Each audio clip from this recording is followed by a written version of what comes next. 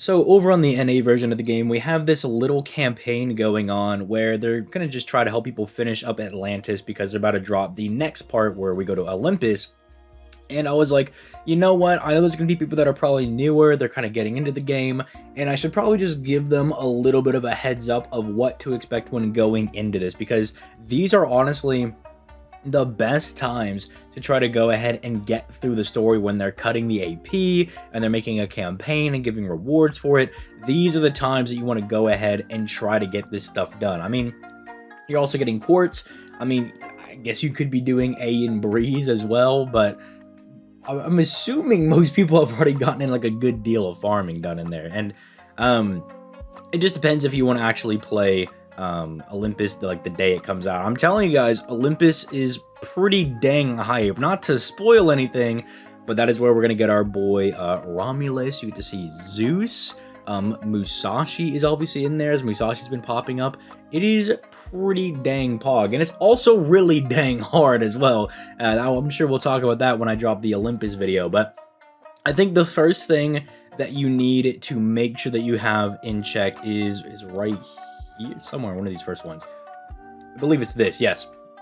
This is like the first thing you have to fight when going into Lostbelt 5, and it's literally just a DPS check because it's a big berserker, it's got a lot of HP, and you only have 8 turns to beat it. Now, like 8 turns is plenty, like if you have a built-up box and you've been playing for a while, but if you're a newer player, this can kind of look like a daunting task. This can look a little difficult, because keep in mind, these Cerberus things, because this is what this is, for people that don't know, it's this, like, floating dog head. Like, it's this, like, weird thing right here, like, super odd. But you have to fight that, and it functions just as a DPS check. It's essentially like, you got to get through this, and then if you can clear this, your box is probably good enough to keep progressing through the Lostbelt. But I do highly advise that you make sure that you can actually clear this. Just bring the best single targets you have, bring the best supports that you have. At the very worst, like if you have to wait till April, which is when we should be getting the download campaign, at the very least, then you could pick up a free waiver or a Tamamo, and they'll definitely help you out when it comes to clearing this. But yeah, this is like the first main thing you got to get through. Then everything else is pretty easy. I'm not gonna lie. There are like quests once you get about midway through. I believe it's around like chapter 16 or something along those lines. It's yeah, because it's after you fight Estrella. Estrella can be pretty annoying because of this, where she nullifies class affinity, which is that can be very annoying because she's also really thick. Like it's just like a kind of a more, I don't want to say annoying version of the Odysseus fight, because Odysseus doesn't have as much HP, and at least Odysseus, there are, like, you have the 50% special damage mod for males, but yeah, like, this one could be a little annoying, but it's when you get around in here is when you start having to do a lot of these solo quests, and these can be a little annoying. Like, the last one with Achilles can be a little hard, the one where we have to fight Chiron, and then there is a solo quest. Where is it? It's somewhere in here. It's where you have to use Chiome and Mash. I'm sure like more veteran people know what I'm talking about. It is quite an annoying fight. Yeah, this one right here. You only can bring Chiome and Mash. These are all casters. This is an assassin, and this is literally a quest where they're like, I hope you leveled up Mash, because if you look, you're forced to bring this Mash, right?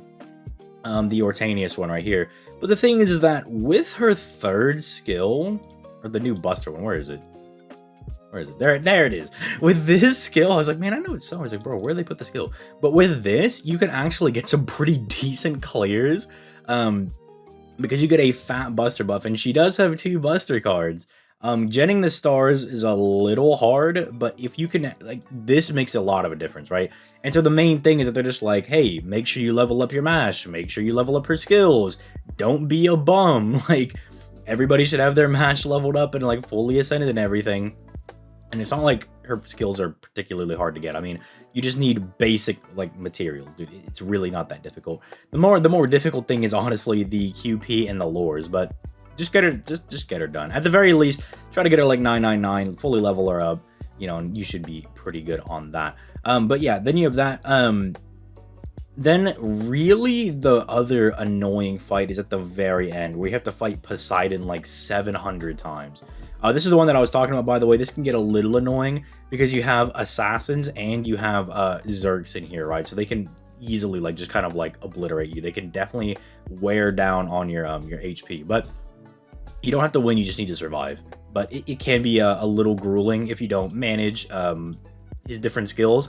But keep in mind that Achilles, you do have, where is it? This. You have the invincibility. You can at least buff up your defense for a little bit. You can at least do stuff like that. And you could try to spam his NP as much as you possibly can to just try to like knock out some of those other people. But just make sure you manage that as best as you can. But it's this down here, right? We have to fight Poseidon 300 times. This one is obviously just a whole mess of a fight. Like, this one is just, it's just all over the place. Like, Chiron over here is super annoying because he has a fat guts. Like, it brings him back. Like, it's not like it brings him out of the one. He gets 30%. And that might not be like, oh, I can clear with the face card or something. You might whiff it, right? Like, it might suck. So he can be very annoying. Keep in mind that Chiron as an enemy, if you have to peep his NP, Chiron as an enemy removes your defensive buffs. So basically, unless you have buff resistance removal, or buff removal resistance, yeah, that's what it is. Sorry, I get the words backwards. But unless you have that, he is going to smack you in the face every single time. And it's like why characters like this are very annoying in boss battles. I highly recommend just probably like going Karna if you have him, because Karna can easily blitz and obliterate this person, and Kidu also does really well. Karna, because he gets the special damage mod, and you can kind of wear down on Poseidon by smacking him with Buster Downs and slowly like wear down on him. The core should also have Divinity as well. Yes, it does. So it makes someone like Karna very good for this, but it makes someone like Enkidu very strong as well, because if you don't know, Enkidu has a buff on his NP that if he fires it at a divine person, he has a chance to stun them. Like, he has a really good chance to stun them. I believe it's like almost, it's like 500%. Like, you have to have like pretty insane resistances to like not get what's it called, stunned. But I'll just double check that for you guys right here. If you go to his NP, yeah, the 500% chance. Yeah, like, it's pretty much like, I can't say it's guaranteed because I'm sure there's times where you can whiff that, but it's like, it is all but guaranteed. You know, it's like a pretty much guaranteed thing. So it makes them very good for stuff like this. I don't believe Poseidon has really anything else that you want to. Yeah, like super large, maybe, but like that's not a thing that a lot of people take advantage of. We don't have Nemo yet. This actually, funnily enough, does mean you could use Arthur. Arthur is pretty good for this fight, actually, because if you want to come to Sabers and peep the boy Arthur over here, he does have this on his third skill, where he gets this huge 100% damage mod against super large, and Poseidon core is a Lancer. So I know this is asking a lot because the outside presented are Karna and Kidu and Arthur, which are all, you know, gold characters. Like, they're all 5 stars. And Arthur is a limited character, right? Like, he's not in the general pool. At least Karna and Enkidu, maybe you pulled them on a random banner, but maybe you could just try to bring like a friend, Arthur or Enkidu or Karna. Those are not very rare servants on the friends list. They're pretty easy to find.